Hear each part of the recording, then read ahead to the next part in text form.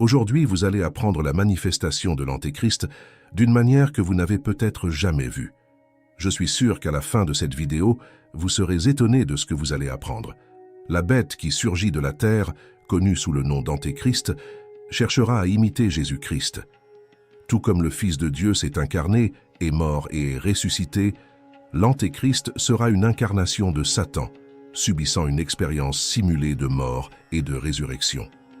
La bête qui émerge de la terre, identifiée comme le faux prophète, conduira les gens à adorer la première bête, en essayant d'imiter le rôle du Saint-Esprit dans la direction de l'adoration du Christ. La grande prostituée, représentant la fausse Église, est une imitation de la femme céleste, l'épouse de l'agneau qui est la vraie Église. Chaque fois qu'un pouvoir civil despotique se joint à une fausse religion, il reflète une reproduction de ces deux bêtes. Bien que le mystère de la méchanceté soit déjà à l'œuvre, l'Antéchrist, en tant qu'incarnation de la puissance des royaumes impies et de Satan, se lèvera dans la brève période de la fin, comme l'indiquent plusieurs passages bibliques. Dans Daniel chapitre 7, l'Antéchrist n'est pas décrit comme une personne, mais symbolisé par 4 royaumes, représentés par le lion, l'ours, le léopard et une bête terrible, symbolisant les empires babyloniens, médo-perse, grec et romain. L'apôtre Jean s'adresse à l'Antéchrist comme un substitut ou un rival de Christ. Il sera un ennemi déclaré du Christ. Jean utilise le mot Antéchrist à la fois de manière générique et spécifique. Jean perçoit l'Antéchrist non pas comme une seule personne, mais comme un concept représenté par un groupe de personnes. Par conséquent, l'Antéchrist est un terme qui identifie ceux qui promeuvent une opposition sérieuse au Christ. Jean parle également à la fois de l'Antéchrist futur et de l'Antéchrist actuel. Il voit les Antéchrists comme des précurseurs de l'Antéchrist final, qui se lèvera comme l'expression ultime de l'opposition au Christ et à son Église. L'apôtre Paul s'adresse à l'Antéchrist comme à l'homme de péché dans sa 2e lettre aux Thessaloniciens. Que personne ne vous séduise en aucune façon, car il n'en sera pas ainsi à moins que l'apostasie ne vienne d'abord et que l'homme de péché ne soit révélé. Le fils de perdition qui s'oppose et se lève contre tout ce qui est appelé Dieu ou adoré, afin qu'il s'assoie comme Dieu dans le temple de Dieu, voulant ressembler à Dieu. Un tel individu émergera de la grande apostasie, sera l'objet d'une adoration, accomplira de faux miracles et ne sera révélé qu'après cela, et celui qui le tient sera enlevé. À la fin, il sera complètement vaincu par Christ. Voyons. Car le mystère de l'injustice est à l'œuvre. Il n'y a plus qu'un seul qui le retienne jusqu'à ce qu'il soit retiré du milieu. Et alors le méchant sera révélé, que le Seigneur détruira par le souffle de sa bouche, et qu'il détruira par la splendeur de son avènement. Dans le livre de l'Apocalypse, chapitre 13, l'apôtre Jean décrit 6 aspects importants de la bête, également connue sous le nom d'Antéchrist. Tout d'abord, la montée de l'Antéchrist se produira dans une période de grande tourmente. Jean raconte « J'ai vu une bête sortir de la mer ». Cela symbolise les multitudes agitées de nations et de peuples dans la tourmente politique et sociale. Les eaux de la mer représentent les nations non régénérées dans leur tourmente. Avant la montée de l'Antéchrist, le monde sera désespéré au bord de l'effondrement. Et c'est de ce chaos qu'il naîtra. La petite corne de Daniel, l'homme de désolation mentionné par Jésus, l'homme d'iniquité mentionné par Paul, l'Antéchrist mentionné par Jean et la bête qui émerge de la mer, sont une seule entité. Cette figure s'est manifestée dans les empereurs appelés Seigneur et Dieu et d'autres dirigeants despotiques tout au long de l'histoire, mais elle se révélera à la fin comme l'Antéchrist eschatologique. Avec son grand pouvoir, il séduira les gens et conquérera les nations, émergeant au milieu de bouleversements naturels tels que les tremblements de terre, les épidémies et les famines, et de bouleversements sociaux tels que les guerres et les conflits entre royaumes. Le monde sera plongé dans des conflits, des bouleversements religieux et une apostasie généralisée. La montée de l'Antéchrist sera accompagnée d'une profonde apostasie, les gens suivant les enseignements des démons et les faux enseignants étant accueillis avec enthousiasme. Pendant cette période, il y aura 2 églises, une apostate et une fidèle. L'Antéchrist émergera en offrant des solutions aux problèmes du monde, en séduisant les gens par sa puissance. Les gens crieront pour la paix, même si une destruction soudaine s'abattra sur eux. À une époque de profonde négligence du jugement de Dieu, semblable à l'époque de Noé. L'Antéchrist est l'instrument de Satan, tandis que le faux prophète est l'esprit de Satan. Il sera tout à fait mauvais, extraordinairement conquérant. Il aura la férocité du lion, la force de l'ours et l'agilité du léopard. La bête qui émerge de la mer symbolise le pouvoir de persécution de Satan, manifesté dans toutes les nations et tous les gouvernements à travers l'histoire. Cette bête prend différentes formes, mais à la fin elle se révélera dans la personne de l'homme d'iniquité. Il se distinguera par un grand signe, se distinguant comme une figure surnaturelle, par un acte qui imitera la résurrection. Jean rapporte cet événement 3 fois. « Et je vis une de ses têtes blessée à mort, et sa blessure mortelle fut guérie, et toute la terre s'émerveilla de la bête. Et il manie toute la puissance de la première bête en sa présence, et fait adorer la terre et ceux qui l'habitent, la première bête, dont la blessure mortelle a été guérie. Et il séduit les habitants de la terre par des signes qu'il lui a été permis de faire la présence de la bête, disant à ceux qui habitent la terre de faire une image de la bête qui a reçu la blessure de l'épée et qui a vécu. Ce ne sera probablement pas une véritable résurrection des morts, mais une imitation de la résurrection produite par Satan. Le but de cela sera de donner à Satan une forme physique. Satan régnera personnellement. L'Antéchrist sera une sorte d'incarnation de Satan. De nombreux érudits associent ce personnage à la légende de Néron ressuscité.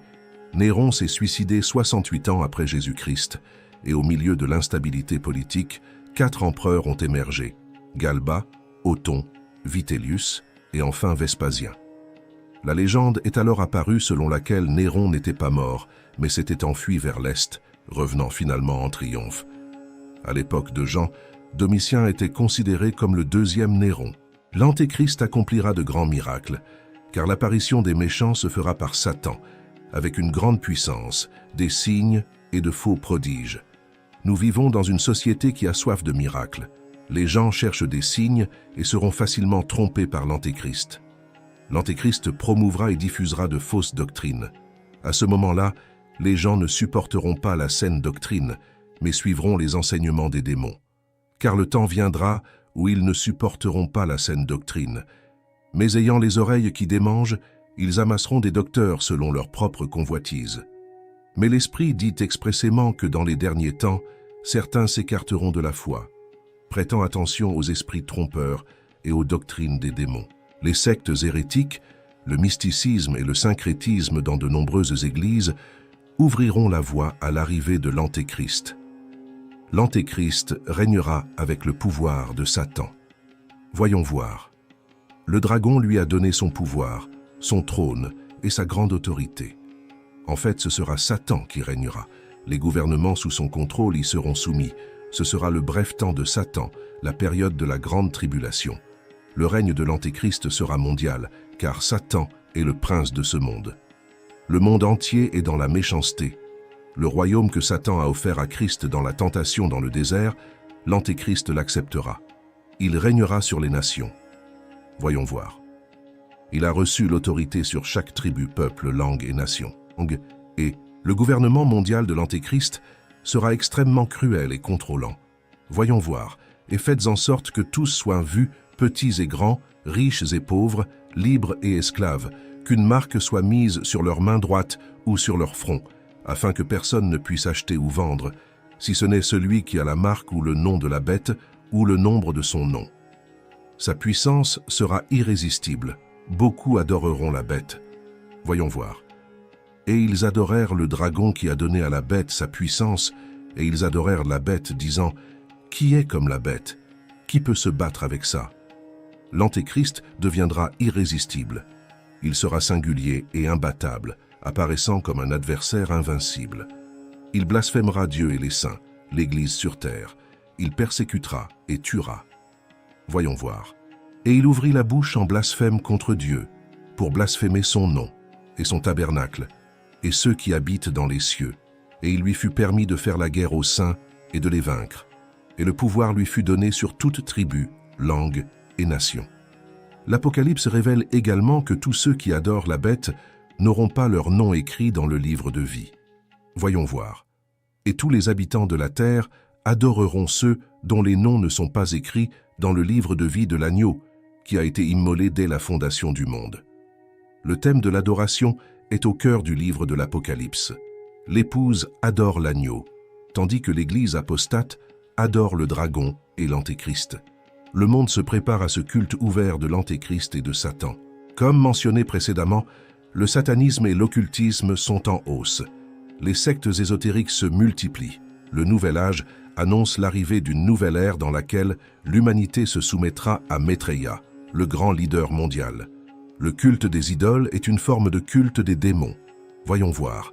Mais qu'est-ce que je dis? Que l'idole est quelque chose, ou que celui qui a été sacrifié à l'idole est quelque chose? Je dis plutôt que les choses que les païens sacrifient, ils les sacrifient aux démons et à Dieu. Et je ne veux pas que vous participiez aux démons. La nécromancie est également une forme de culte des démons. Le but principal de l'Antéchrist est d'amener ses disciples à adorer Satan. Ce sera la période de la grande apostasie, où les gens ne supporteront plus la vérité de Dieu et suivront les enseignements des démons. L'humanisme idolâtre et l'exaltation de l'homme sont des pratiques sataniques. Adorer l'homme et adorer Satan sont équivalents. L'Antéchrist s'opposera avec véhémence à toute forme d'adoration qui n'est pas dirigée contre lui-même. Il s'opposera à tout ce qui est considéré comme divin ou comme objet d'adoration. Cela fait écho aux pratiques des empereurs romains qui voyaient dans le culte de l'empereur un lien de loyauté des sujets envers l'empire. Refuser de vénérer l'empereur était considéré comme une déloyauté envers l'État. De la même manière, l'Antéchrist s'assiera dans le temple de Dieu, se présentant comme Dieu. Il usurpera l'honneur et la gloire qui sont exclusifs à Dieu. Le culte de l'Antéchrist sera mondial. Comme l'écrit Jean, tous les habitants de la terre l'adoreront, ceux dont le nom n'a pas été écrit dans le livre de vie de l'agneau. Satan essaiera d'imiter Dieu à cet égard également. Tout comme Dieu a ses élus, Satan aura aussi les siens, avec la marque de la bête. Des gens de tous horizons afflueront pour rejoindre cette église apostate et recevoir la marque de la bête. L'Antéchrist persécutera cruellement ceux qui refusent de l'adorer. Ce sera une période de grande tribulation. Voyons voir, et à ce moment-là, Michel se lèvera, le grand prince qui défend les enfants de ton peuple. Et il y aura un temps de détresse comme il n'y en a pas eu depuis qu'il y a eu une nation jusqu'à ce temps-là. Mais à ce moment-là, votre peuple sera délivré, tous ceux qui seront trouvés écrits dans le livre. Car alors il y aura une grande détresse, telle qu'il n'y en a pas eu depuis le commencement du monde jusqu'à présent, et il n'y en aura pas non plus. Et si ces jours n'étaient pas abrégés, aucune chair ne serait sauvée. Mais pour le bien des élus, ces jours seront écourtés. L'Église du Christ, pendant ce temps, sera une église de martyrs. Cependant, les croyants fidèles triompheront du diable et de l'Antéchrist, choisissant de mourir plutôt que de renoncer à leur foi. Voyons voir. Et ils le vainquirent par le sang de l'agneau et par la parole de leur témoignage. Et ils n'ont pas aimé leur vie jusqu'à la mort. L'Antéchrist se placera en opposition ouverte avec Dieu et son Église. Il sera un adversaire déclaré de Dieu. Voyons voir. Et il prononcera des paroles contre le Très-Haut, et détruira les saints du Très-Haut.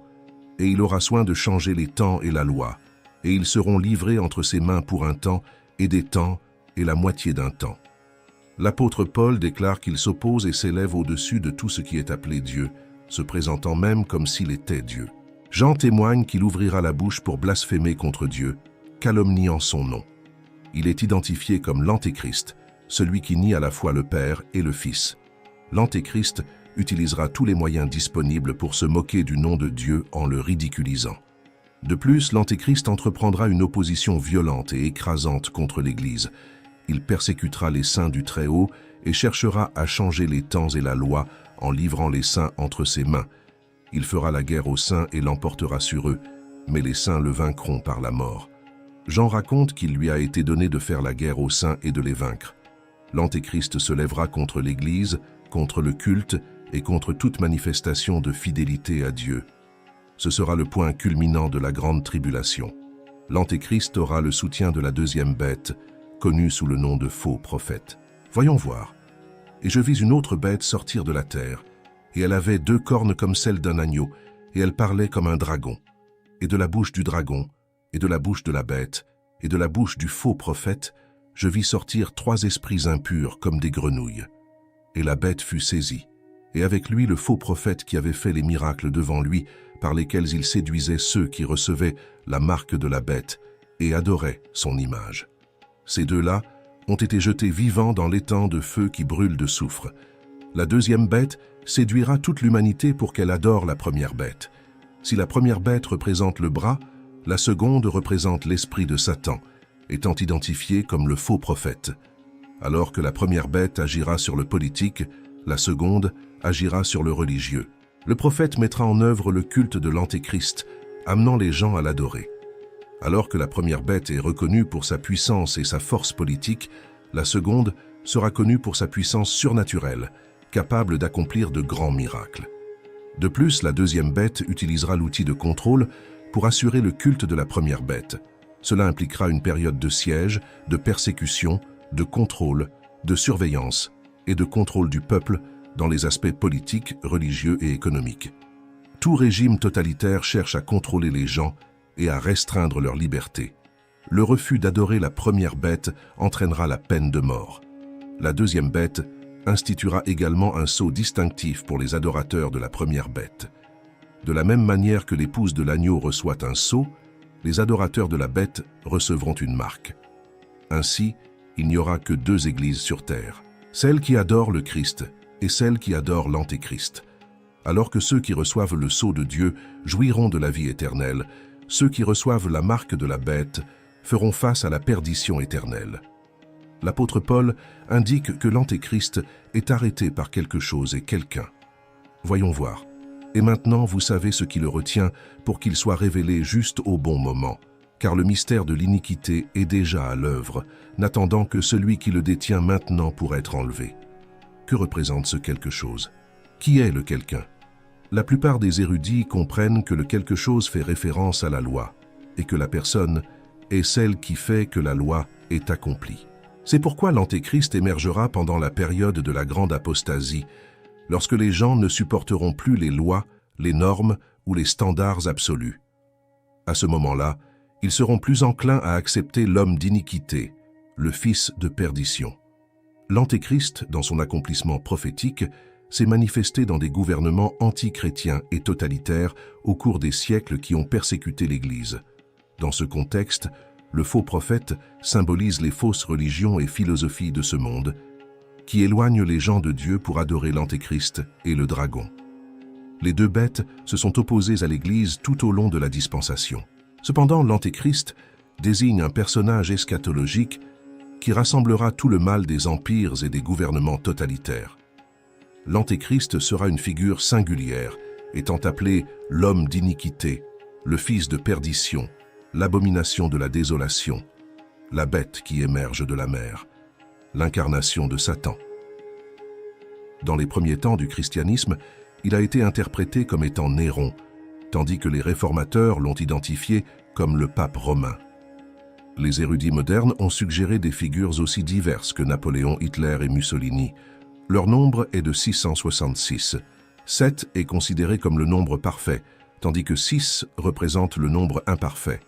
C'est le numéro de l'homme, une représentation de l'imperfection et de l'échec. Le nombre 666, associé à l'Antéchrist, reflète la totalité de l'échec, incarnant la plénitude de l'imperfection et la consommation de la méchanceté.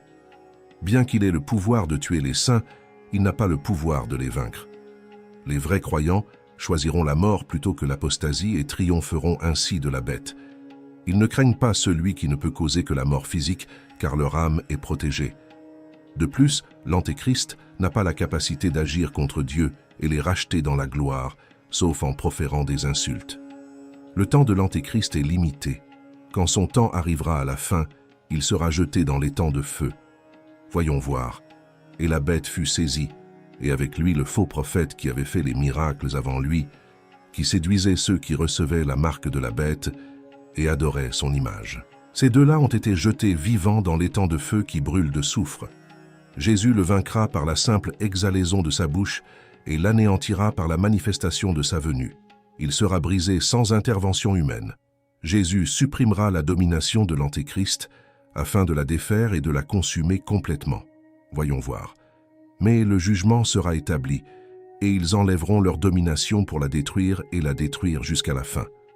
Et le royaume, et la domination, et la majesté des royaumes sous tout le ciel seront donnés au peuple des saints du Très-Haut.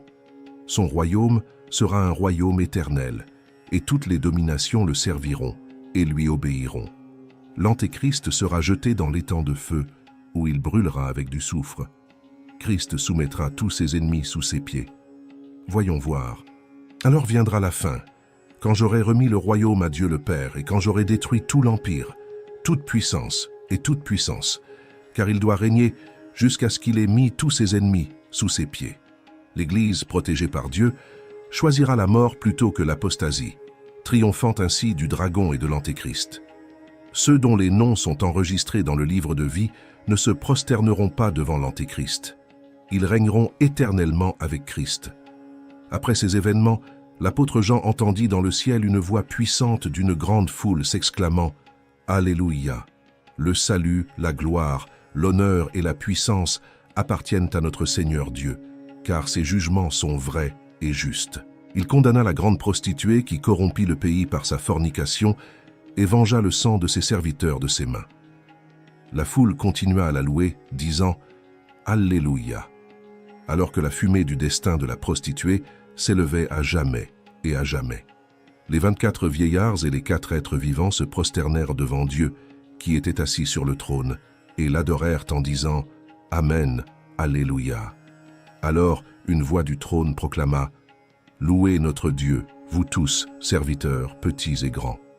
Le bruit d'une grande foule, comme le bruit de nombreuses eaux et de grands tonnerres, résonna, disant « Alléluia ! Car le Seigneur Dieu Tout-Puissant règne maintenant. » Tous étaient invités à se réjouir et à se réjouir, rendant gloire à Dieu, car le temps des noces de l'agneau était venu, et sa femme se préparait à le rencontrer. La mariée a reçu des vêtements de lin fin, brillants et propres, symbolisant la justice des saints. Alors une voix dit « Heureux ceux qui sont invités au souper des noces de l'agneau. » Il a poursuivi « Ce sont les vraies paroles de Dieu. » Après cela, l'apôtre Jean se jette aux pieds de celui qui lui a parlé pour l'adorer, mais il a dit « Ne fais pas cela. Je ne suis qu'un serviteur, tout comme vous et vos frères, qui gardez le témoignage de Jésus. Adorez Dieu, car le témoignage de Jésus est l'esprit de prophétie. » Alors Jean vit le ciel ouvert, et voici, un cheval blanc apparut. Celui qui montait dessus était appelé fidèle et vrai. Il juge et combat justement. Ses yeux étaient comme des flammes de feu, et de nombreuses couronnes ornaient sa tête. Il avait un nom écrit sur lui que lui seul connaissait. Il était vêtu d'une robe teintée de sang, et son nom est la parole de Dieu. Les armées célestes le suivirent, montés sur des chevaux blancs et vêtus d'un fin lin blanc et propre. De sa bouche sortit une épée tranchante pour frapper les nations, et il les gouvernera avec un sceptre de fer. C'est lui qui foule le pressoir de la colère et de la colère du Dieu Tout-Puissant. Sur sa robe et sa cuisse était écrit le nom « Roi des rois et Seigneur des seigneurs ». Alors Jean vit un ange debout dans le soleil, criant d'une voix forte à tous les oiseaux qui volaient dans le ciel « Venez, rassemblez-vous pour le grand souper de Dieu, où vous mangerez la chair des rois, des capitaines, des hommes forts, des chevaux et de leurs cavaliers, et de tous, libres et esclaves, petits et grands. » Jean vit aussi la bête, les rois de la terre et leurs armées, rassemblés pour combattre celui qui était à cheval et son armée. Mais la bête fut capturée, ainsi que le faux prophète qui accomplissait des signes devant elle et trompait ceux qui recevaient la marque de la bête et adoraient de son image. Tous deux ont été jetés vivants dans l'étang de feu qui brûle avec du soufre. Les autres furent tués par l'épée qui sortit de la bouche de celui qui était sur le cheval, et tous les oiseaux furent satisfaits de leur chair. Au chapitre 20 du livre de l'Apocalypse, Jean voit un ange descendre du ciel tenant la clé de l'abîme et une puissante chaîne. Cet ange lie le dragon, l'ancien serpent, connu sous le nom de Diable et Satan, et l'emprisonne pendant 1000 ans. Le dragon est jeté dans l'abîme et scellé là afin qu'il ne puisse plus tromper les nations pendant ce temps. Après les 1000 ans, il sera libéré pour une courte période de temps. Puis Jean voit des trônes, et ceux qui s'y assoient reçoivent le pouvoir de juger. Jean voit les âmes des martyrs, ceux qui ont témoigné pour Jésus et Dieu et qui ne se sont pas prosternés devant la bête. Ces âmes ont vécu et régné avec Christ pendant 1000 ans, participant à la première résurrection. Les autres morts ne ressuscitèrent pas avant la fin des 1000 ans. Cette première résurrection est une bénédiction et un honneur pour ceux qui y participent, car la seconde mort n'a aucun pouvoir sur eux. Ils deviendront prêtres de Dieu et du Christ, régnant avec lui pendant 1000 ans. Lorsque les 1000 ans seront terminés, Satan sera libéré de sa prison et sortira pour tromper les nations une fois de plus. Il rassemblera les nations pour la bataille, entourant les saints et la ville bien-aimée. Mais Dieu enverra du ciel le feu pour consumer les ennemis. Le diable, qui les a séduits, sera jeté dans l'étang de feu et de soufre, où sont la bête et le faux prophète. Ils seront tourmentés jour et nuit pour toujours et à jamais. Après cela, Jean voit un grand trône blanc et celui qui est assis dessus. La terre et le ciel fuient sa présence, et tous les morts, grands et petits, sont jugés selon leurs œuvres. La mort et l'enfer sont également jetés dans l'étang de feu, connu sous le nom de seconde mort. Tous ceux qui ne sont pas trouvés écrits dans le livre de vie sont jetés dans l'étang de feu, confrontés au destin éternel de la damnation. Jean est témoin de la venue d'un nouveau ciel et d'une nouvelle terre, car le premier ciel et la première terre ont disparu, et la mer n'est plus. Il voit la ville sainte, la nouvelle Jérusalem, descendant du ciel, resplendissante et parée comme une mariée préparée pour son époux.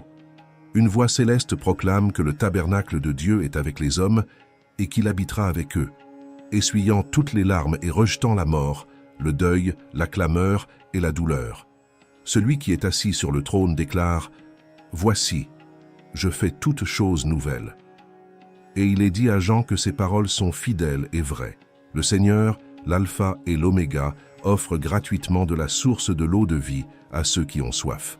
La promesse est pour ceux qui surmontent. Ils hériteront de toutes choses, et Dieu sera leur Dieu, et ils seront leurs enfants.